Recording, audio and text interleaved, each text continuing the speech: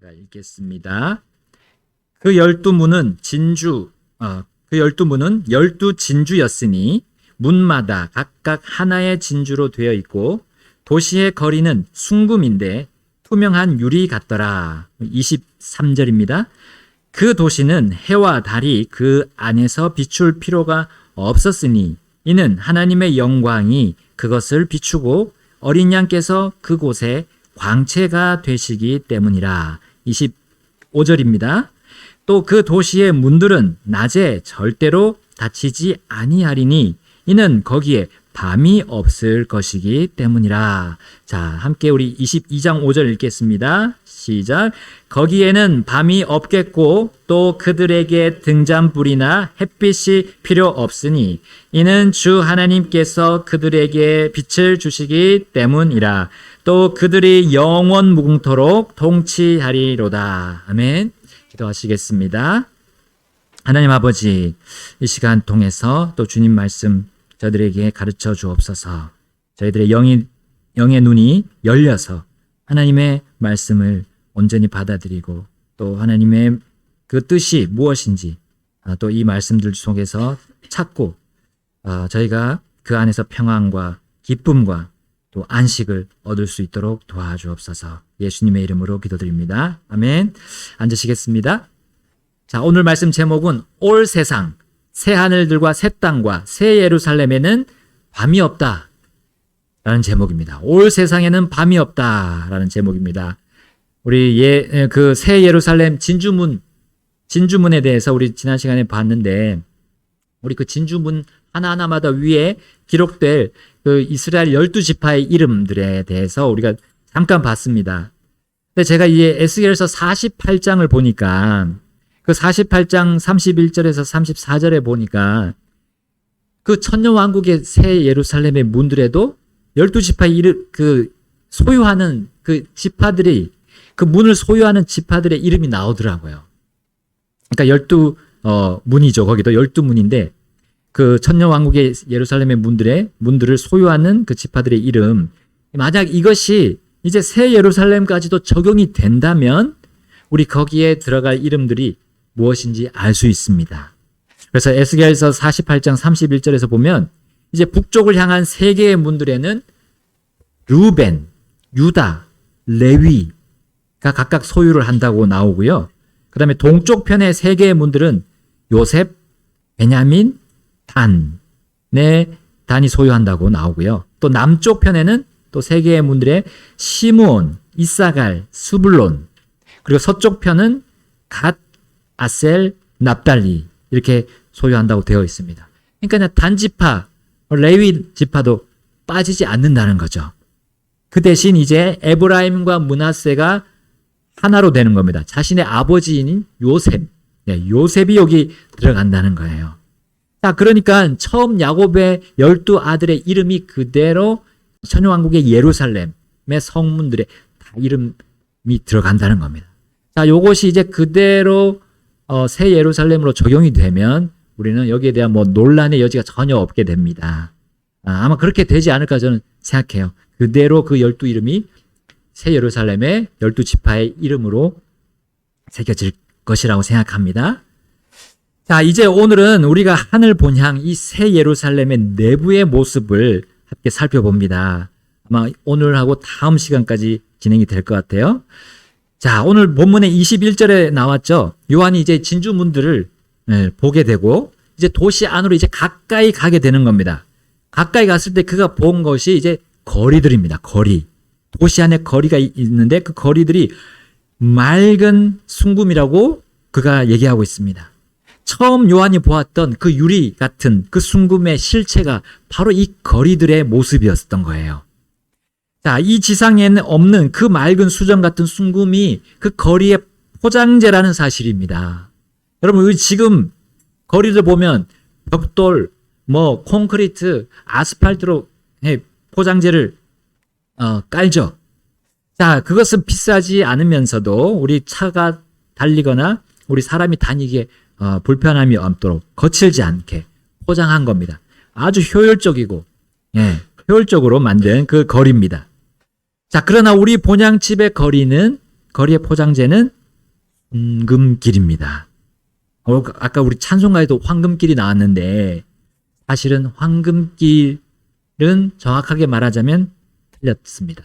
왜냐하면 이 땅의 황금은 불순물이 있습니다. 그래서 이 땅에서 뭐 순금이라 해봤자 99.999 해서 불순물이 빠질 수가 없어요. 그런데 우리의 본향집은 그 포장재는 거리는 바로 불순물이 전혀 없는 100% 순금이고요. 거기에 더해서 투명하다는 사실이에요. 금인데 투명한 금입니다. 자, 거리의 포장재가 이 정도라고 한다면, 자, 우리가 우리의 본향집, 저택들은 얼마나 아름다울지. 자, 우리 상상해 보게 되면, 아마 뭐 무한하게 상상할 수 있습니다. 자, 그런데 요한은 거리를 보고 나서 그 안으로 들어갔을 때 자신이 살 그 저택들이 먼저 보이지 않았어요. 자, 22절에 나오죠. 22절에 보니까요. 우리 다 같이 읽어볼까요? 22절 시작. 또 내가 그 안에서 성전을 보지 못하였으니 이는 주 하나님 전능자와 어린 양께서 그 도시의 성전이시기 때문이라. 아멘. 자, 요한은 먼저 성전이 없음을 묘사합니다.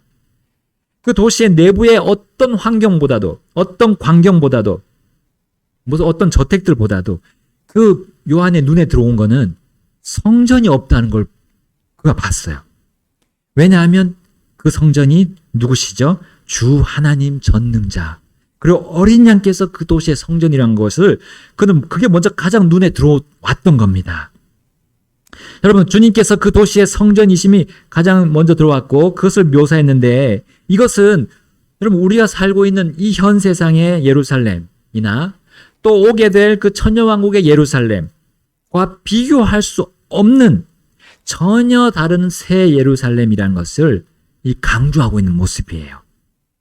더 이상 이제 하나님을 위한 전이나 건물이 필요 없다는 것을 보여주고 있습니다. 자, 우리 아까 에스겔서 48장 맨 마지막 장에 그 맨 마지막 절이 바로 이 새 예루살렘의 성전까지도 묘사해 준다고 저는 믿습니다. 여기 48장 35절 하반절에 이렇게 돼 있어요. 그날부터 그 도시의 이름은 주께서 거기에 계신다가 되리라 했어요. 그 예루살렘의 이름은 주께서 거기에 계신다. 그러니까 하나님께서 절대로 그 예루살렘 도시를 떠나지 않으시겠다는 것을 벌써 이미 천년왕국 때부터 정해 놓으셨어요. 그리고 그것이 이제 새 예루살렘에도 그대로 적용이 된다는 거죠.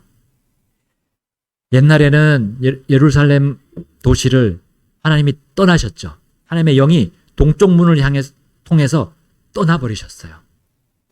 그런데 이제는 그럴 일이 없다라는 겁니다. 하나님이 영원히 그 자신의 백성과 함께 거하신다는 것을 여기서 보여주세요. 그 어떤 하나님과 막는 그 벽이 다 사라질 것을 여기서 보여주시고 계십니다. 그리고 하나님과 얼굴과 얼굴을 맞대고 볼 거를, 그리고 대화하면서 살게 될 거를 요한이 그것에 대해서 먼저 볼 수 있었던 거예요. 그 도시 안에서 가장 그것이 그에게로 보여진 겁니다. 자, 이미 계시록 21장 3절에서 이렇게 말씀하셨어요. 21장 3절에 그리고 내가 하늘에서 나는 큰 음성을 들으니 이르되 보라, 하나님의 성막이 사람들과 함께 있고 그분께서 그들과 함께 거하시리니 그들은 그분의 백성이 되고 하나님께서는 친히 그들과 함께 계셔서 그들의 하나님이 되시리라. 아멘. 우리는 지금 이 몸, 입고 있는 이 몸 때문에 하나님의 그거를 이렇게 하시는 것을 우리는 경험할 수가 없어요. 그러나 우리가 새 예루살렘 그 도시에 들어가게 되면 완전히 우리는 이 모든 하나님과 중간에 있는 어떤 것도 막는 어떤 것도 다 사라진다는 거예요. 여러분, 이 말씀은 주님과 성도들이 완전하고 영원한 삶을 시작한다는 그 말씀입니다. 주님은 자신과 정혼한 아내인 우리와 어린 양의 혼인잔치를 통해서 결혼하실 겁니다. 저 공중에서 그 일이 있을 겁니다. 그리고 이제 신혼 생활이 있죠. 우리 보통 결혼하면 신혼 생활이 있습니다. 우리 하나님 예수님과 함께 결혼한 그 신부들은 천년왕국에서 이제 신혼여행을 보내는 거예요. 자, 이제 그리고 신혼여행이 끝나고 나서 이제 신혼집으로 들어오는 거죠. 그것이 바로 새 예루살렘이라는 사실입니다. 그리고 영원히 우리 주님은 우리를 떠나지 않으십니다. 그리고 어떤 것도 우리 사이를, 주님과 우리 사이를 막을 수 없고 해할 수 없어요. 얼마나 놀라운 특권입니까? 이것이 이루어지는 그 곳이 바로 새 예루살렘입니다. 특별히 하나님은 우리를 하나님의 아들들이라고 말씀해 주셨어요. 계시록 21장 7절에 여기 또 나오죠. 21장 7절 함께 읽겠습니다. 시작.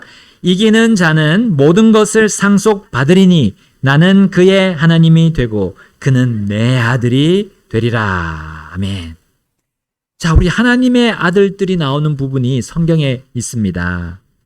자, 우리 구약에 나오는 그 하나님의 아들들은 거의 대부분이 천사들을 말합니다. 호세아서 1장 10절을 제외하고는 다 천사들이에요. 하나님의 아들들. 그런데 신약에 나오는 하나님의 아들들은 바로 하나님의 영에 의해 인도함을 받는 하나님의 자녀들입니다.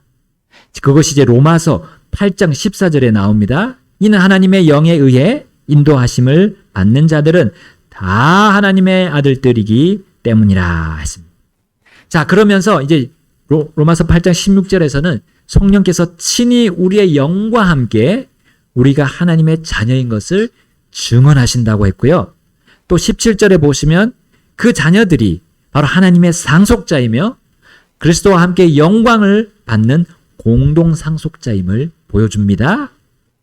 자, 하나님의 상속자들인 이 하나님의 아들들은 주님과 함께 고난받는 자들임도 여기서 가르쳐 주고 계세요. 자, 하나님의 아들들이, 이러한 하나님의 아들들이 받을 이 그리스도와의 공동 상속의 영광이 바로 이 새 예루살렘이라는 사실이에요. 자, 그것이 새 하늘들 아래에 있는 새 땅에 세워질 것입니다. 그럼 이 놀라운 영광을 상속받을 하나님의 아들들은 심지어 현재 우리 피조물들이 이 하나님의 아들들이 나타나는 것을 기다린다고 하고 있어요. 로마서 우리 8장으로 한번 가보겠습니다. 제가 먼저 19절 읽겠습니다. 이는 피조물이 간절히 기대하며 하나님의 아들들이 나타남을 기다리기 때문이라.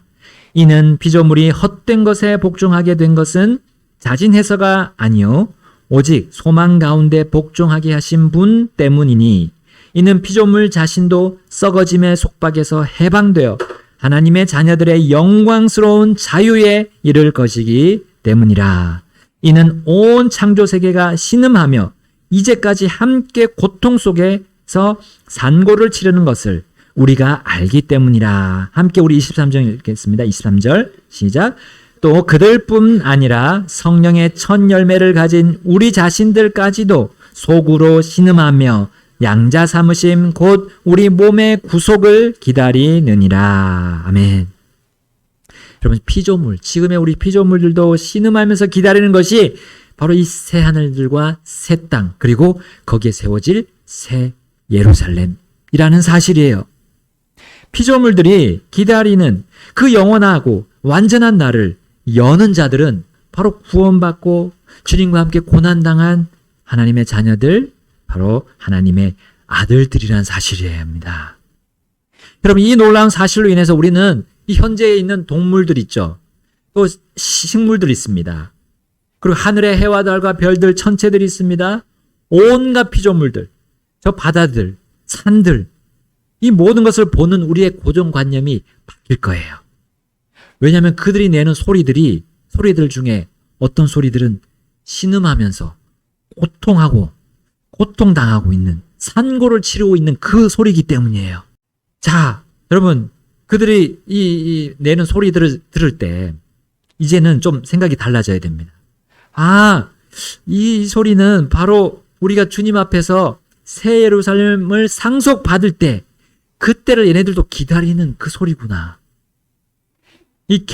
저 개가 짖는 소리, 고양이가 야옹야옹 하는 소리, 뭐 곤충들이 소리를 내더라고요. 곤충들도.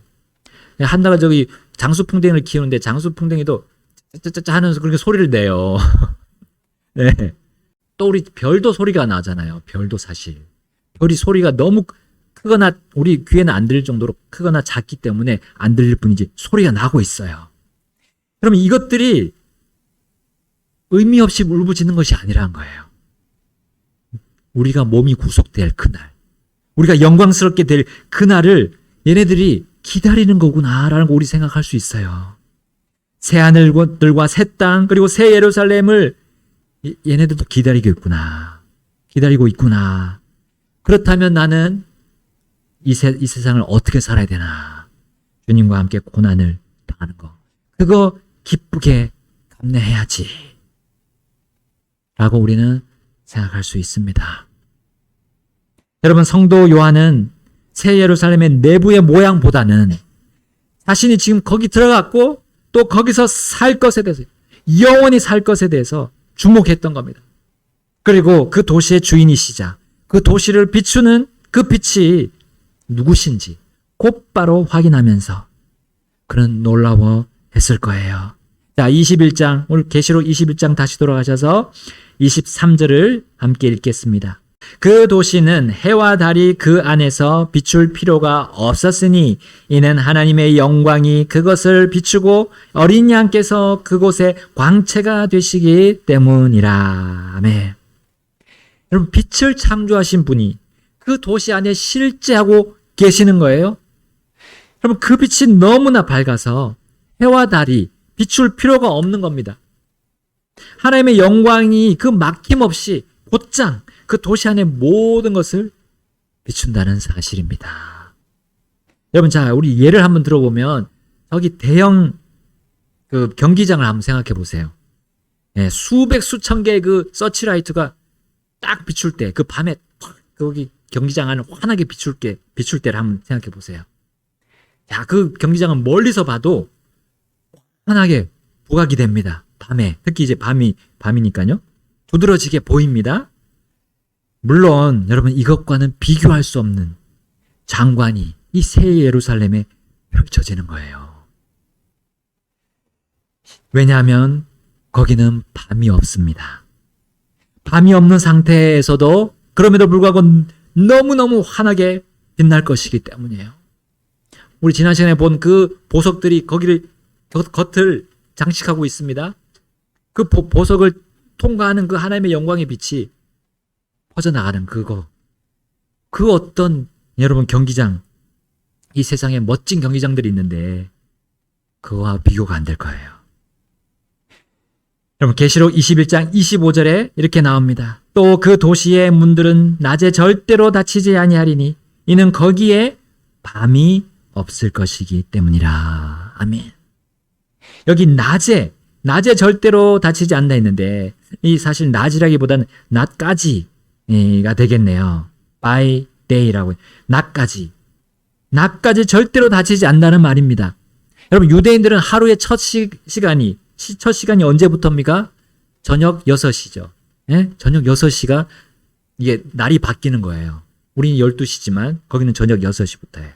그래서 그들은 그때부터 예루살렘 문을 닫습니다. 이제 밤이 됐기 때문에. 그리고 밤이 다 지나가고 낮이 될 때, 해가 뜨고 해가 이제 올라올 때 그때 이제 그때까지는 문을 닫는 거죠. 그러나 새 예루살렘에는 그렇게 할 필요가 없습니다. 왜냐하면 거기에는 밤이 없기 때문이에요. 항상 문이 열려 있습니다. 도둑 걱정할 필요 없어요. 대적과 원수들이 쳐들어올 거 걱정할 것이 없어요. 여러분, 밤이 없다면 무엇도 없어지는 겁니까? 우리가 항상 자야 되는 이 잠이 없어지는 거예요.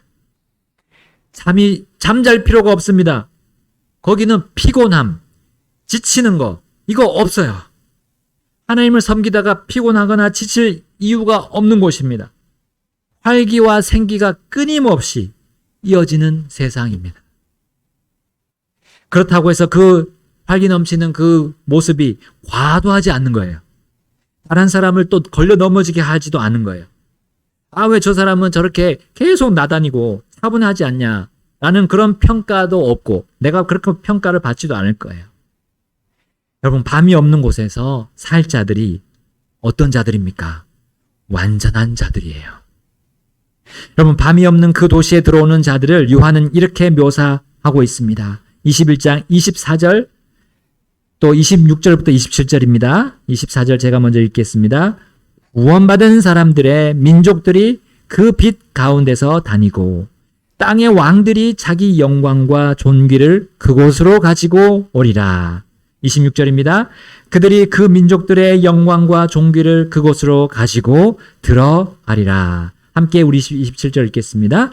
더럽게 하는 것은 어떤 것이든지 결코 그것으로 들어가지 못하며 또 무엇이든지 가증한 것을 이루게 하거나 거짓말을 지어내는 것도 들어가지 못하되 오직 어린 양의 생명책에 기록된 자들만 들어가리라. 아멘. 어린 양의 생명책에 기록된 자들만 그 도시에 들어갈 수 있다는 거예요. 구원받은 사람들의 민족들이 그 빛 가운데서 다니면서 그 도시로 들어간다고 했습니다. 빛이 없는 밤은 범죄가 일어나는데 얼마나 지금 좋은 조건에 있습니까? 사실 밤은 영과 혼도 밤으로 되기 십상이에요. 그래서 밤이 없다면 그 도시에는 범죄가 없다는 말이 되는 거예요. 그러면 더럽게 하는 것은 어떤 것도 우리 이제 올 세상에서는 발붙이고 살 수 없게 됩니다. 가증한 것, 거짓말, 이거 하나님과 어린 양의 그 영광의 빛 앞에 도무지 버티지 못하고 녹아버릴 겁니다. 새 하늘들과 새 땅에는 구원받은 완전한 민족들만 살게 될 거예요. 또한 그 민족들을 다스리는 그 땅의 왕들도 있는데 그 왕들도 완전한 성도들입니다. 그들은 생명책에 기록되어서 첫째 부활에 참여한 자들입니다. 그리고 모든 세대의 성도들이고요. 천년왕국 기간에 구원받은 또한 성도들입니다. 그들은 죄와 허물로 죽었다가 하나님의 은혜로 살아난 자들이에요. 밤이 없는 그 올 세상에서 그들은 무슨 일을 하는 겁니까? 바로 하나님께서 자신들을 이 좋은 곳으로 데리고 오셨고 이 좋은 곳을 상속으로 주셨다는 것 얼마나 감사하면서 찬양하겠습니까? 바로 감사하며 찬양 돌리고 그 종기를 가지고 그 도시로 들어온다는 사실이에요.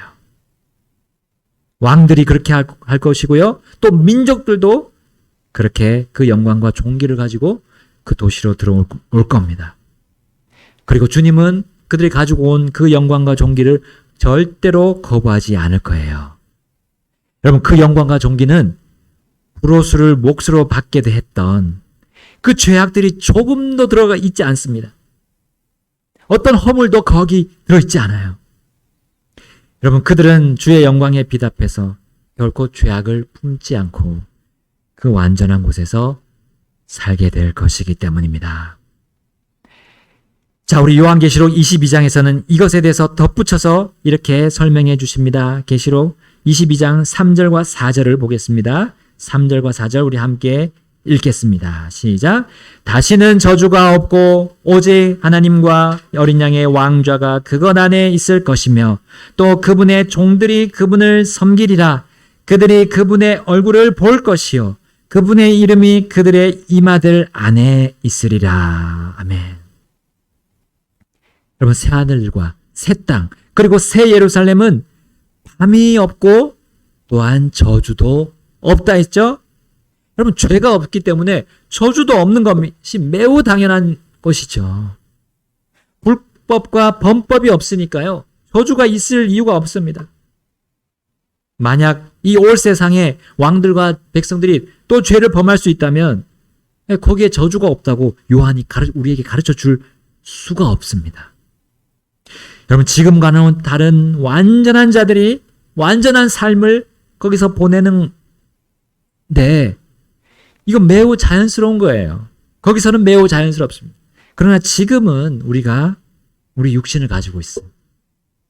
우리 육신, 항상 죄를 향하게 하는 우리 전체를, 내 자신 전체를 죄로 향하게 하는 육신이 있어요. 그래서 주님의 눈에 완전한 자가 되지 않을 수도 있습니다. 이 땅에서는. 그러나 그때는 정죄받고 저주받는 그 육신이 없습니다. 완전히 사라지는 겁니다. 예수님의 몸으로, 완전한 몸으로 부활할 것이기 때문입니다. 그 부활할 몸으로 살아가는데 무슨 저주가 있겠습니까?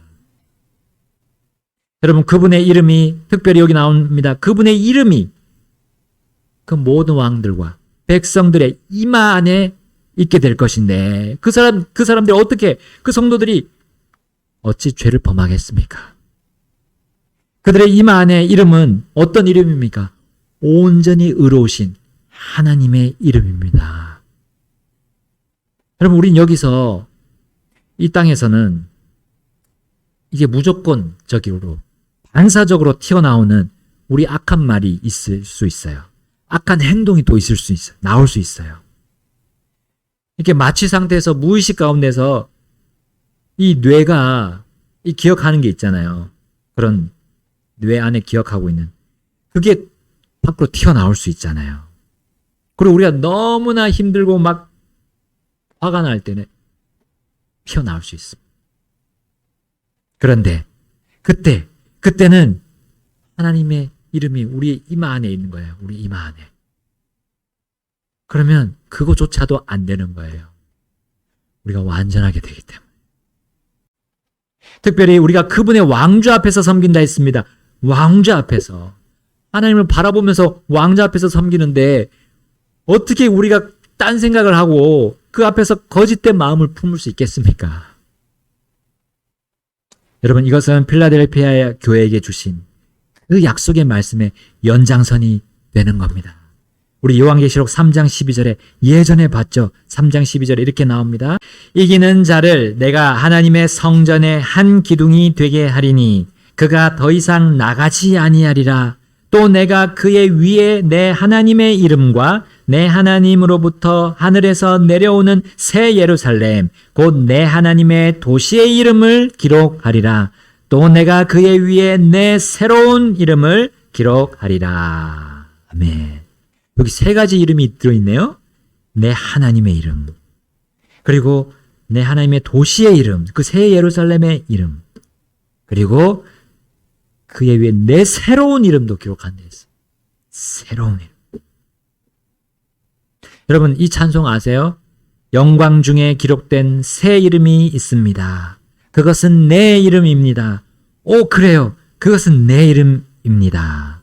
내 죄를 용서받았으니 나는 천국에 갈 것이니 나는 더 이상 떠돌지 않습니다. 우리 침례교 찬송가 있을 거예요. 저기 침례교 찬송가. 예, 영어 찬송가 그게 I was once a sinner. 우리 정말 복된 찬송이에요. 그 찬송 나중에 우리 배울 수 있다면 한번 같이 불렀으면 좋겠는데요. 여러분, 얼마나 그 이름이 나를 영화롭게 할 뿐만 아니라 나의 사랑하는 주님 앞에서 완전한 기쁨과 만족 가운데서 섬길 수 있을지를 보여주는 것이 바로 이 하나님의 이름이라는 사실입니다. 여러분, 그리고 요한은 또다시 이것을 강조하고 있습니다. 다시 우리 요한계시록 22장 5절에 가겠습니다. 거기에 밤이 없겠고 또 그들에게 등잔불이나 햇빛이 필요 없으니 이는 주 하나님께서 그들에게 빛을 주시기 때문이라. 또 그들이 영원 무궁토록 통치하리로다. 아멘. 밤이 없습니다. 밤이 없습니다. 등잔불, 햇빛 필요 없습니다. 그럼 우리를 더욱 괴롭게 한 이 우리 영과 혼의 밤조차도 없다는 거예요. 다 사라지는 겁니다. 밤 없는 이 올 세상을 기다리고 고대하는 이 현 세상에서의 우리 삶이 얼마나 축복입니까? 여러분, 이 소망이 있다는 거 얼마나 축복입니까? 여러분, 올 세상에서 영원한 생명, 이 영존하는 생명을 우리가 상속받을 자들입니다. 그렇기 때문에 현 세상에서는 우리 삶이 나그네 삶. 나그네는 떠돌이죠, 떠돌이 사실. 어느 한 곳에 정착할 수 없는 사람이 나그네입니다. 근데 이 땅에서는 떠돌이가 되는 게 맞다는 거예요. 왜냐하면 우리가 정착할 곳은 하늘 본향입니다. 새 예루살렘 도시입니다. 그것을 생각하는 분들은, 그것을 생각하는 성도들은 주님과 함께 고난, 그거 참여합니다. 그래서 예수님이 말씀하셨어요. 내 아내나, 내 집이나, 집들이나, 내 자녀들, 토지, 그것을 주님보다도 높이지 말라 하셨어요. 왜냐하면 우리가 가야 될 곳은 영원한 곳이기 때문에. 이 세상과 이 우리의 모든 여기서 일어나는 일들, 우리 정부와의 관계, 또 우리 가족들과의 관계, 우리 지인들과의 관계, 이것은 주님 안에서 이루어지지 않으면 다 헛되고 헛되다고 했던 그 전도자의, 우리 솔로몬의 간증이 있습니다. 우리가 갈 곳은 하늘입니다. 이 땅이 아닙니다. 우리는 올 세상을 바라봅니다. 현 세상이 아니라 올 세상입니다. 왜냐하면 거기에 가장 높으신 주님의 영광의 이름이 그 올 세상에서 우리 이마 안에 있을 것이기 때문입니다. 이 세상 사람들, 주님을 믿지 않는 사람들과 우리는 같지 않습니다. 그리스도인은 같지 않아요. 그들이 그렇게 생각하면, 그들이 성경과 다르게 생각하면 불리입니다. 어쩔 수 없어요. 우리는 이 땅을 상속받지 않고요, 하늘을 상속받게 됩니다. 더 낫고 더 영구한 것이라고 우리 히브리서에 계속해서 말씀해 주고 있어요. 더 낫다, 더 나은 곳이 우리 고향이다. 여러분, 어떤 삶을 살고 계십니까? 이 세상에서 많이 누리려고 하면 할수록 우리는 하늘을 볼 수 없어요. 하늘을 찾을 수 없습니다. 이 시간 우리 주님 앞으로 나아가셔서 주님과 함께 대화하시고 오늘 주신 말씀들 가운데 나에게 주신 말씀 무엇인지 그 말씀으로 우리가 살 수 있도록 주님께 도움과 간구하며 구하겠습니다. 기도하시겠습니다.